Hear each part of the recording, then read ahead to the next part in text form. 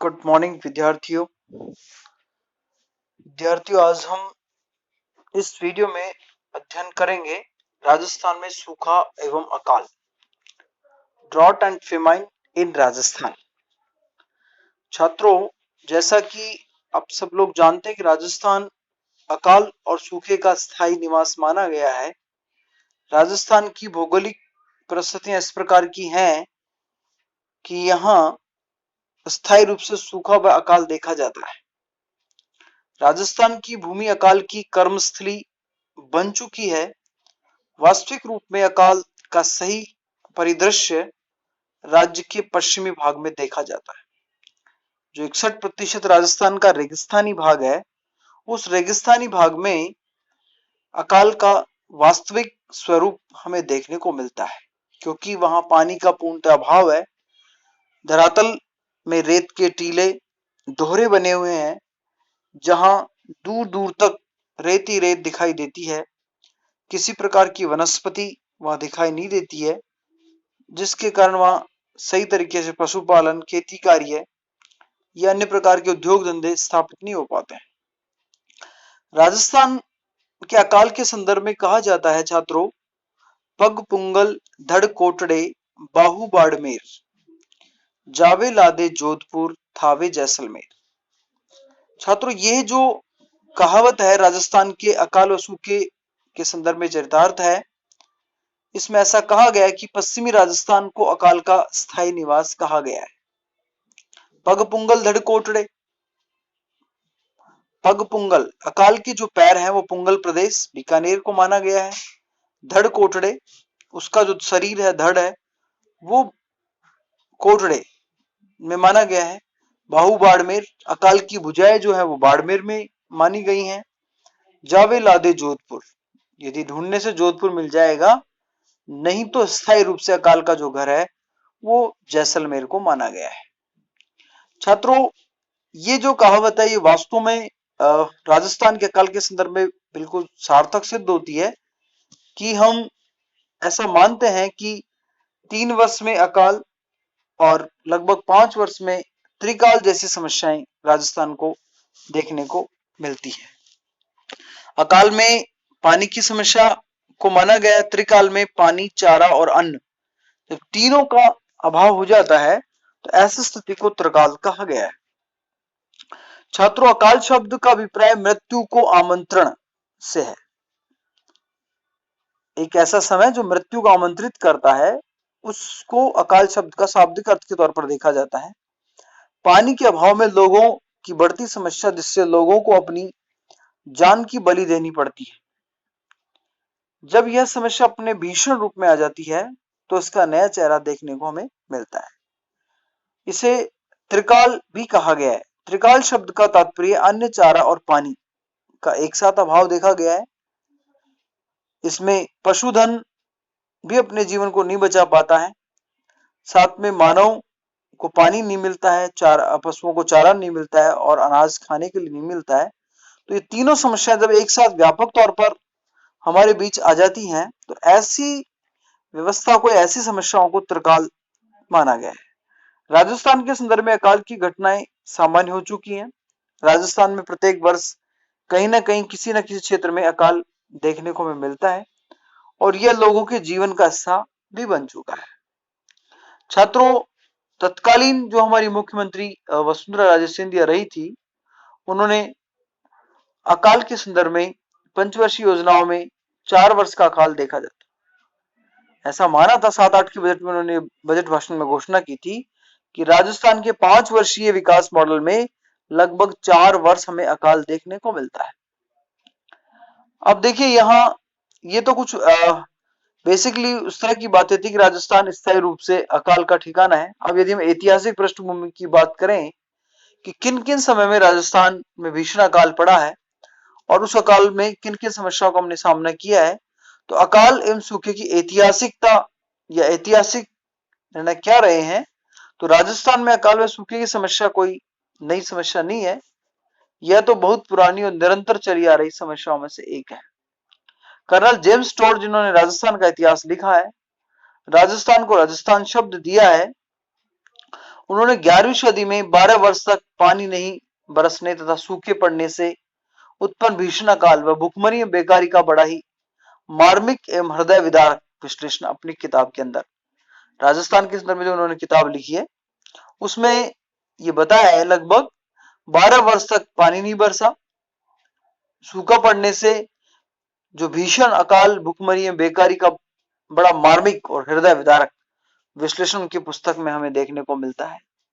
बताया गया कि विक्रम संवत 1348 और 1392 में अकालों में कई लोग तड़प तड़प कर भूखे प्यास से मारे गए। मानव का भक्षण करने लग गया था। यह दृश्य वास्तव में मानवता तत्व को समाप्त करने वाला था। विक्रम संवत 1956 का जो भीषण अकाल देखने को मिला राजस्थान के अंदर, जिसे भीषण त्रिकाल भी हम कह सकते हैं, जिसे हमारे इतिहास में 56 का अकाल के नाम से जाना जाता है। छात्रों, आपसे पूछा जा सकता है 56 का अकाल कौन सा काल है या किसे कहते हैं? तो विक्रम संवत 1956 में जो भयंकर त्रिकाल पड़ा था, जिसमें पानी, चारा और अन्य सभी की समस्या हमारे सामने आ गई थी, उस अकाल को 56 का अकाल कहा गया है। अतिशयोक्ति के तौर पर कुछ विद्वान, कुछ लेखक इस प्रकार की बात करते हैं कि ये इस प्रकार का अकाल था जिसमें लोगों को अन्न नसीब नहीं हुआ था और लोग जंगलों की गली हुई लकड़ियां जो होती थी उनको पीस पीस कर अन्न के रूप में उनका उपभोग करते थे। तो कहने का मतलब ये है कि यहाँ काफी लोगों को समस्याओं का सामना करना पड़ा था। बड़ा ही व्यापक और भीषण अकाल था ये 56 का काल, जो 1956 में देखने को मिला। राजस्थान में स्वतंत्रता प्राप्ति के बाद अकाल एवं सूखा जो है, राजस्थान में सूखा एवं अकाल की जो स्थितियां हैं वो निरंतर उसकी अर्थव्यवस्था को झकझोरती रही और 1951-52 में से 6-7 तक 56 वर्षों के इतिहास में 7 वर्षों को निकाल दें तो शेष 49 वर्षों में राज्य को अकाल का सामना करना पड़ा। छात्रों, बहुत लंबा इतिहास ये रहा है कि लगभग 56 वर्षों में से 7 वर्ष ऐसे रहे जिनमें अकाल को हमने आंशिक तौर पर नहीं देखा या आंशिक तौर पर हम उससे बच सके। बाकी 49 वर्षों में लगातार राजस्थान में इस प्रकार की समस्या का हमने सामना किया है। इस अवधि में 7 वर्षों में राज्य के 26 जिलों को अकाल का सामना करना पड़ा, जबकि 3 वर्ष ऐसे थे जिसमें राज्य के 27 जिले अकाल की चपेट में रहे। 27 से 88 का वर्ष सबसे भयंकर अकाल था, जिसमें कई पशु अकाल मृत्यु के शिकार हुए, कृषि चौपट हो गई, बेकारी तथा भूखमरी की समस्या हो गई। राज्य की 3.17 करोड़ जनसंख्या तथा करोड़ों पशुओं का अकाल की छाया में उनको अपनी बलि देनी पड़ी। इसे महाकाल की संज्ञा दी। छात्रों, महाकाल में पशुधन हमारा बर्बाद हो गया, हमारी खेती बाड़ी बर्बाद हो गई, मानव को अन्न, पानी, चारा नहीं मिला। तो इस प्रकार की समस्याएं हमारे राजस्थान में हमने पुराने इतिहास में इन सारी बातों को देखा है। अब यहां बात यह आती है कि अक्सर राजस्थान में अकाल पड़ने के कारण क्या है। ये बहुत अच्छा क्वेश्चन एग्जाम के दृष्टिकोण से बनता है कि राजस्थान में अकाल और सूखे को परिभाषित करिए और राजस्थान में अकाल और सूखे पड़ने के कारण कौन से हैं और इनको कैसे दूर किया गया, उसके समाधान के सुझाव कौन से हैं। तो इन पर हम विस्तार से चर्चा करेंगे।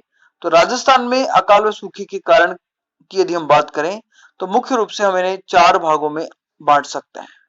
छात्रों, कुछ प्राकृतिक कारण है, नेचुरल इफेक्ट्स हैं, कुछ आर्थिक इफेक्ट्स हैं या कॉज है, कुछ सोशल है, सामाजिक है, कुछ राजनीतिक है। लेकिन सबसे बड़ा जो कारण राजस्थान में देखने को मिलता है अकाल का, वो प्राकृतिक कारण है।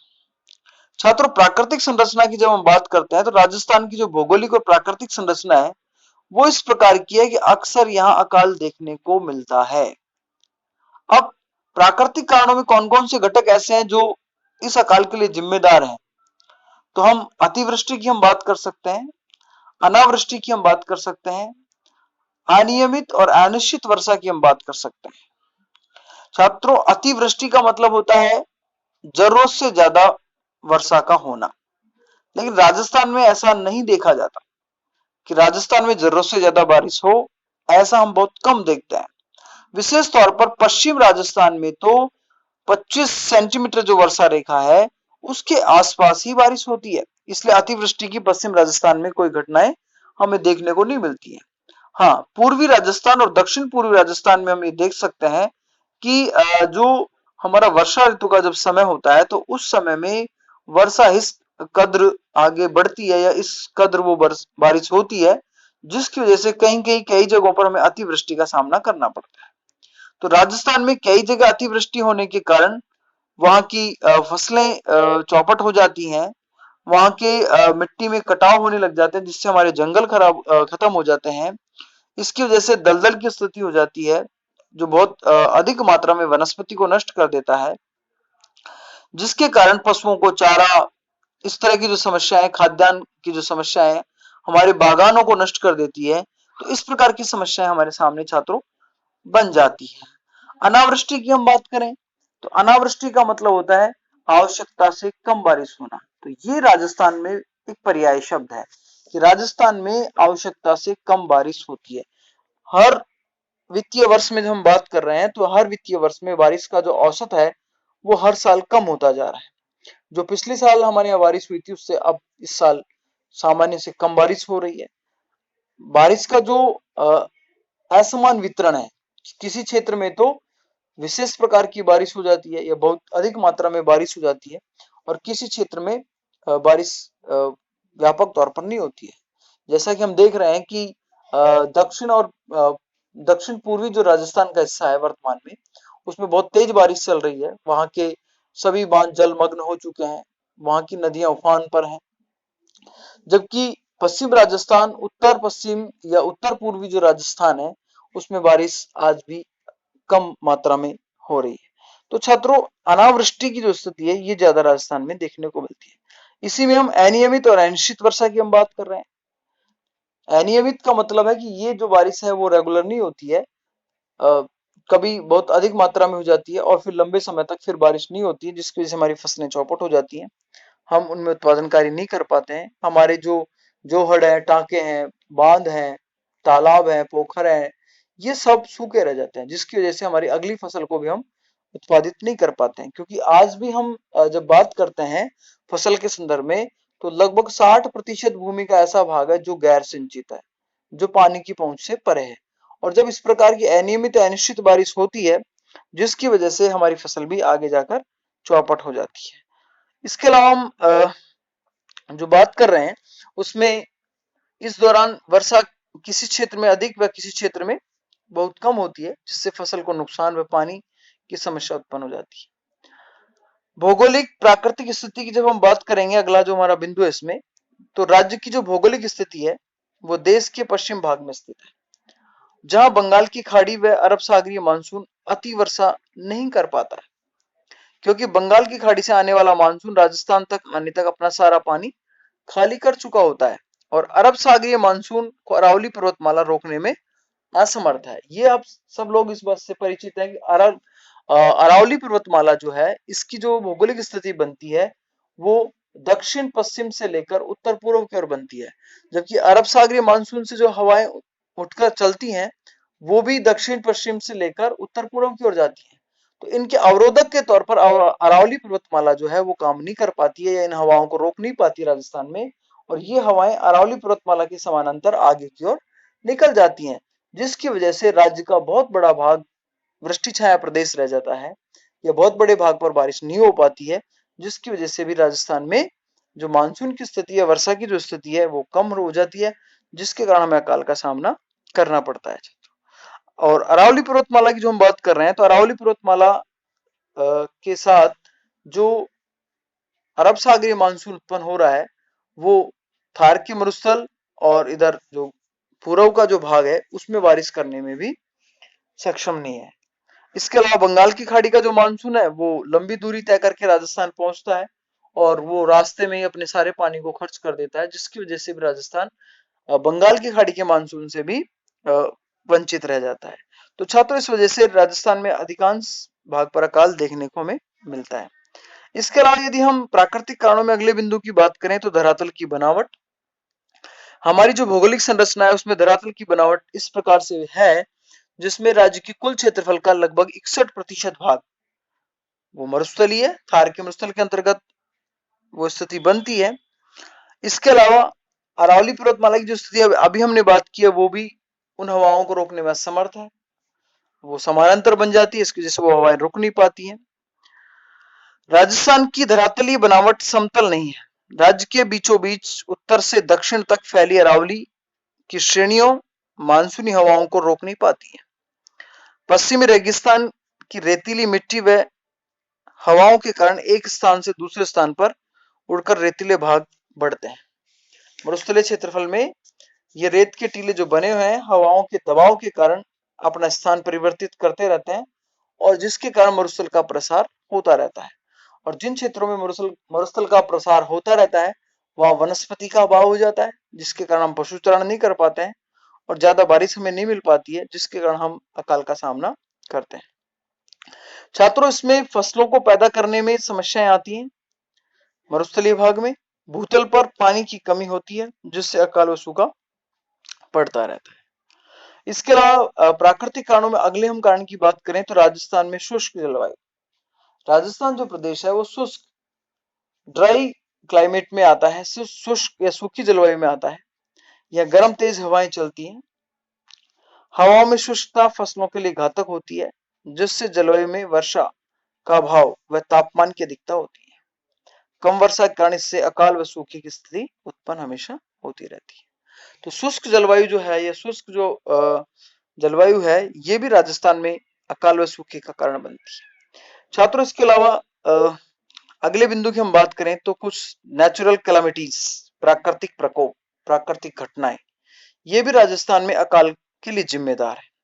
आप देखते हैं कि इस प्रकार की घटनाएं कई बार हमारे सामने होती है, जैसे टिड्डियों का आक्रमण की हम बात करते हैं, ओलावृष्टि की हम बात करते हैं, अतिवृष्टि की हम बात करते हैं, कई बार भूकंप की भी हम बात कर लेते हैं। वैसे तो चूंकि ये पहाड़ी इलाका राजस्थान में इतना नहीं है, इसलिए लैंड वो नहीं हो पाता है, लैंड स्लाइडिंग नहीं हो पाता है।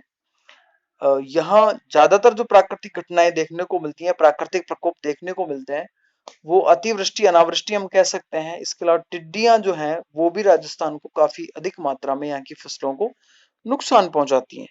अब हमने पिछली बार भी घटना ये देखी थी कि जो पाकिस्तान का जो पश्चिमी प्रांत है, बलूचिस्तान वगैरह, वहां से इन टिड्डियों का निवास होता है या वहां से इनका निकास होता है और वो विशेष तौर पर पश्चिम राजस्थान और आगे बढ़कर पूरे संपूर्ण राजस्थान को अधिक मात्रा में नुकसान पहुंचाती है। हमारी फसलों को चौपट कर देती है, हमारी फसलों को नष्ट करके इस तरीके से खराब कर देती है कि हम उनसे कोई खाद्यान्न प्राप्त नहीं कर पाते। कभी भी ओलावृष्टि तो कभी बाढ़, कभी भूकंप, कभी आंधी तूफान। राजस्थान में आंधी तूफान भी अधिक मात्रा में चलते हैं, आदि से फसलों को हानि पहुंचती है। टिड्डी दल के आक्रमण से भी फसलों को नुकसान पहुंचता है, जिसके फलस्वरूप अकाल व सूखे की स्थिति उत्पन्न हो जाती है।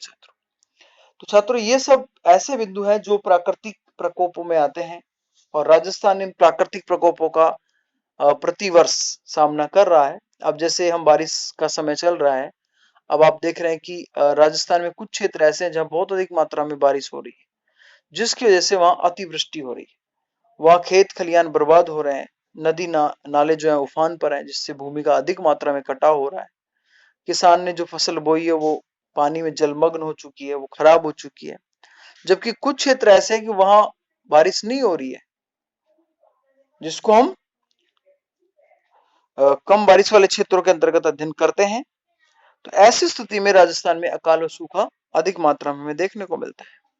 वनों का विनाश, मानव अपनी आवश्यकताओं को पूरा करने के लिए वनों को अंधाधुंध काट रहा है, जिसकी वजह से अधिक मात्रा में वन क्षेत्र नष्ट होते जा रहे हैं, वनों का विनाश होता जा रहा है। भूमि कटाव होने से भी वनों का विनाश हो रहा है, अधिक मात्रा में पशुचारण करने से वनों का विनाश हो रहा है और ये वनों का विनाश जो है भूमि को बंजर बना रहा है, भूमि की जो फर्टिलिटी पावर उसको कम कर रहा है, हमारी जो खाद्यान्न उत्पादन की क्षमता है उसको कम कर रहा है।